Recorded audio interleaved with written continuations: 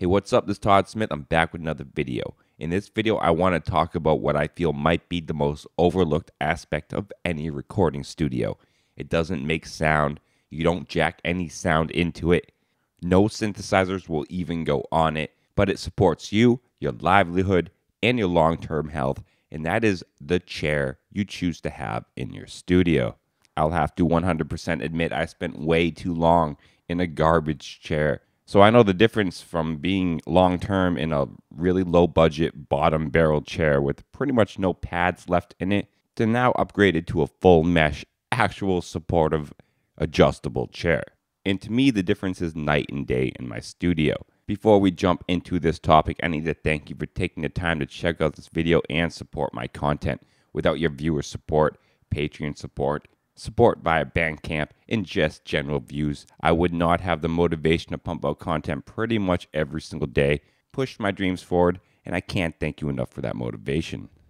Jumping back into the chair of your studio and why I feel it's definitely a super overlooked aspect of any studio, at least in my case, because I really never considered the chair as, one of the most important things, but really now that I've invested in one and I've spent a week in the studio, whether that be recording, editing video, both these situations that I'm normally sitting down for a decent amount of time, I'm more supported during my sessions.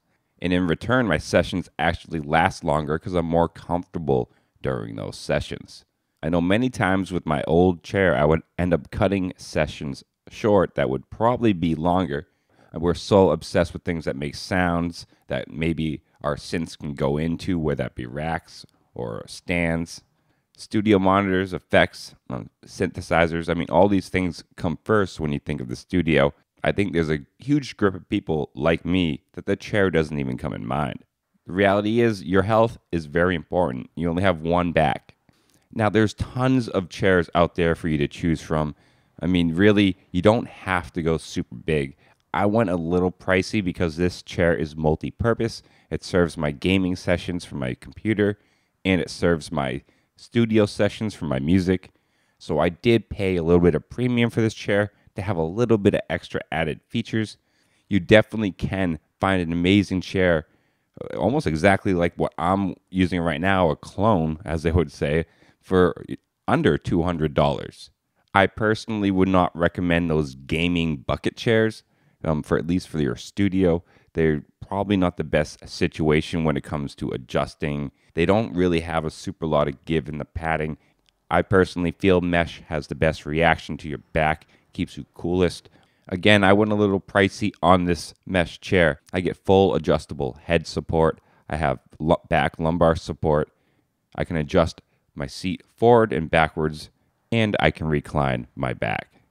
This chair did come with 3D armrests too, but I actually just kept the armrest completely off because between gaming and keyboards, my hands are always up and around, and I figured having complete freedom of the hands, never having to worry about any sort of armrest or armrest hitting anything as I spin in my studio, it just felt a lot better for me to keep the armrest completely off the chair.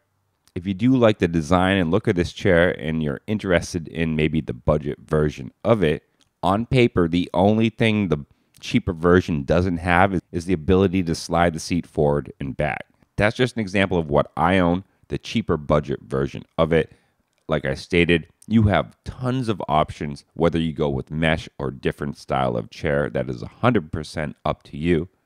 But with all the bending and sitting and manipulating of your body, having an amazing chair in the studio is absolutely life-changing. Obviously, the big studios, I imagine they're smart enough to have a good chair already. Imagine most of us who have a bad chair are home studio users. Don't neglect your chair. I know you probably might have a crappy chair over there, and this next new bling bling synthesizer looks really, really fancy. It makes sounds. It looks like it's going to add a lot more to your studio. But I tell you one thing, I think a chair will be the best investment you make in your studio in a long time. So what's your story, guys? Have you gone from a complete crap chair to a decent chair? Did it change up your complete workflow studio in the sense you can just stay a lot longer and feel a lot better when you walk away? I know It's been completely night and day for me. I think it's super healthy, and I waited way too long. As always, stay positive, stay creative, support each other. In peace.